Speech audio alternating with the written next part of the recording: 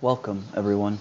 This is a summary for the 7th session of the Giraffivorce campaign, and the vast majority of it will cover the explosive culmination of the battle with the assassins that Selenia Sedai sent the party to stop. These unknown killers, supposedly hired by the Sons of Illumination, this Age's White Cloaks, were sent to cause mayhem and Mayen. Mayhem and Mayen. It's a good name for a traveling group of gleemen. Gonna have to write that down. Just imagine 6 players, 6 pretty powerful characters, and it's only taken 7 sessions to do one job. I'm putting this group on Yelp under Turnham the Tanner's review as slow yet thorough. Hopefully they can figure out who's behind this attempt and bring them to justice. If they can survive. I should note, it's raining horses now. The oceans are made of horses too, in-game. Theroden, as the fight is winding down, stabs one of the assailants through his hands, making him drop his weapon. This is good, as it gives them a chance to interrogate the man at the end of the fight. Men of more than one nation are accounted for amongst the dead, and they press him quite heavily for information, though he is quite hard to break. Eventually, they glean a few bits of information from him. He is not a dark friend, and he is quite adamant about that. He doesn't know why he was employed, but he can point them to his employer, one of the dead assassins.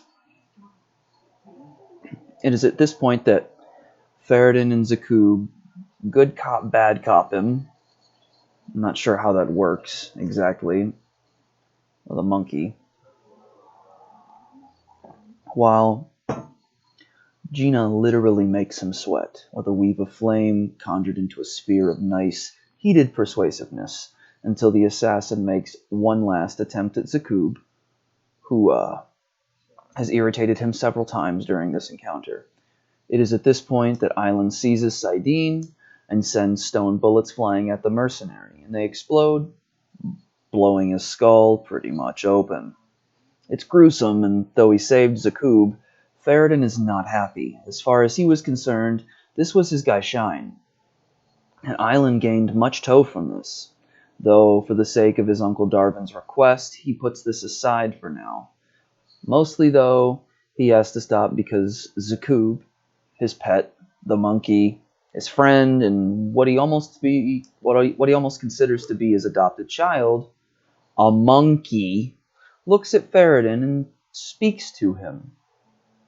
In his mind, though, not like with his mouth, because that would be weird. That's right. He's a monkey brother, everyone. That's fun.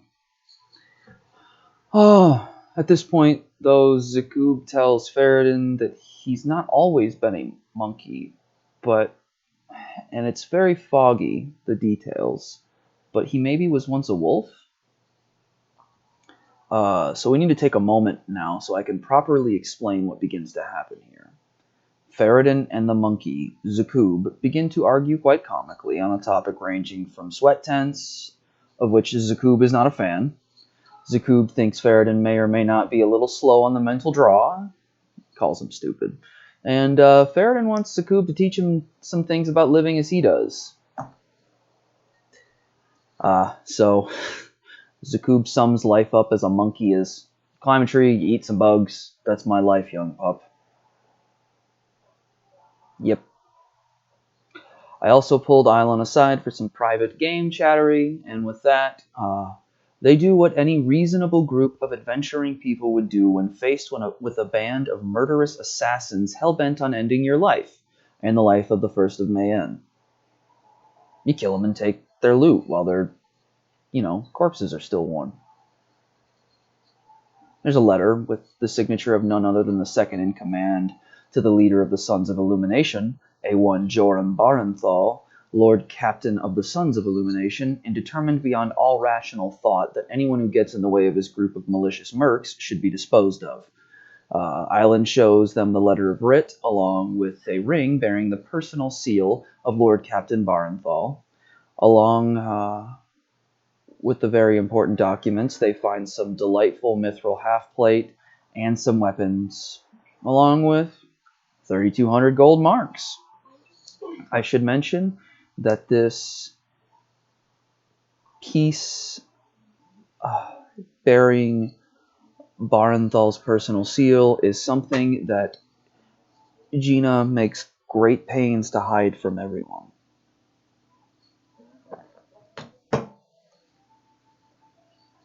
With their bearings, their evidence, their new cashola, they head on back to meet Selenia and the Two Rivers.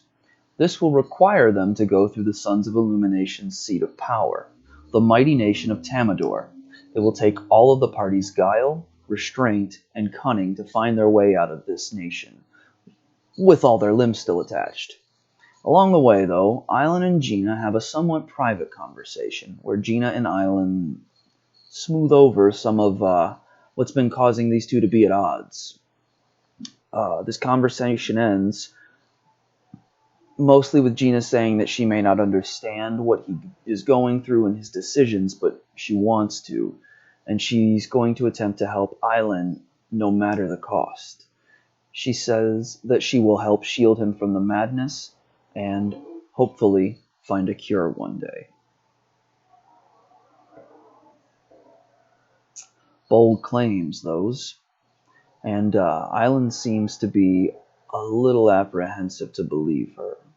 However, she's insistent and tells him that she misses his music, as this revelation about Island has darkened our Gleeman's spirit far too much to play any instruments recently. With that, we find ourselves in Crossroads, a small town outside of the Tamadoran capital of Tamadia, and deep within the heart of White Cloak country. It is at this point that we had to call the session. Our Gleeman's mic stopped working, so it was a good time to call it, I suppose. Thank you so much for joining.